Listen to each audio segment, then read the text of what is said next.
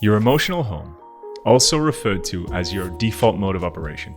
That's the place where you and I reside the most. Let's explore the meta pattern of change so that you can continue to grow and develop wherever you're residing in your emotional home, whether you're in a tough spot or you're ready for a big expansion in your life. I've dedicated my life to this work because I had to upgrade my emotional home. I was a burnt out, stressed, anxious entrepreneur in my early 20s.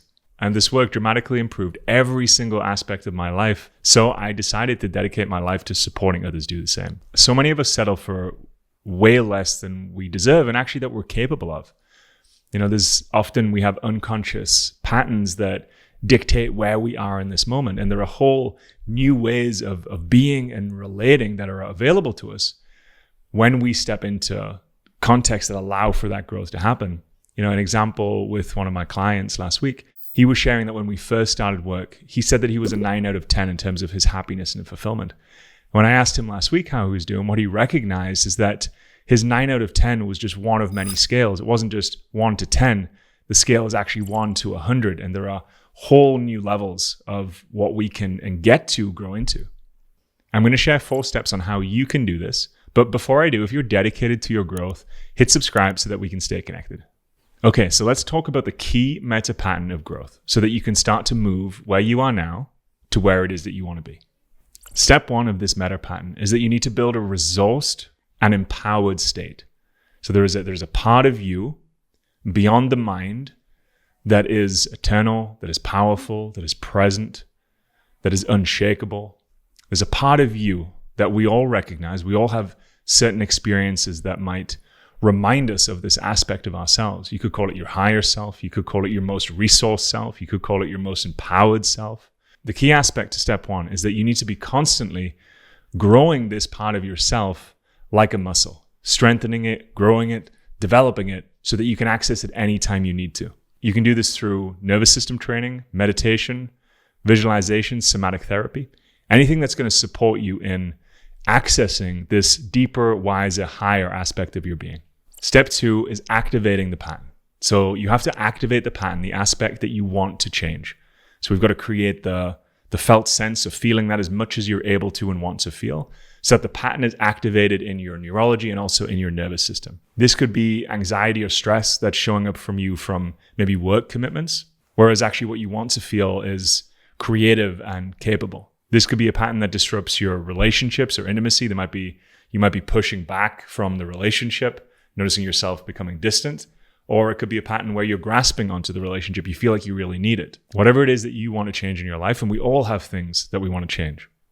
Step 2 of the pattern is to activate that aspect of yourself, not just in thought, but also feeling it through the body.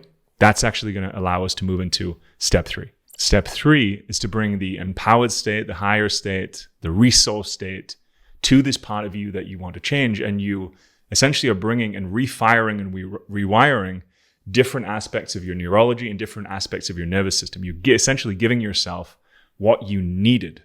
This is the mechanism at play in shadow work, hypnotherapy, somatic work, psychedelic assisted therapy. It's the same meta pattern at play in skillful growth and transformation. With the support of this empowered state, you're creating a new relationship with all patterns. Imagine the neurochemicals of fear being introduced with the neurochemicals of love and courage and strength. This internal alchemy that you are doing, that we all have the capacity to do, is the fundamental aspect of internal change and essentially you being your own alchemist. Step 4 is conditioning. So conditioning this pattern over and over and over again until that becomes your new emotional home.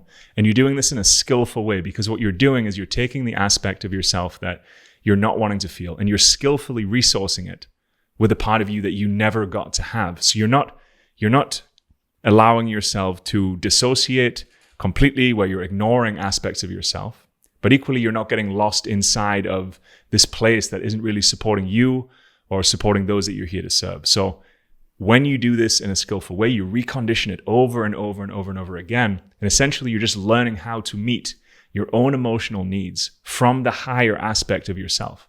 And when you do this over time, eventually all of those parts that are feeling afraid or fearful or down or depressed or unexpressed eventually get met with the needs that they needed. And you're actually learning how to do this from the inside out. Now, the problem with most meditations and trainings is that they often just have you go into an expanded state. So I'm peaceful, I'm peaceful, I'm peaceful, I'm peaceful.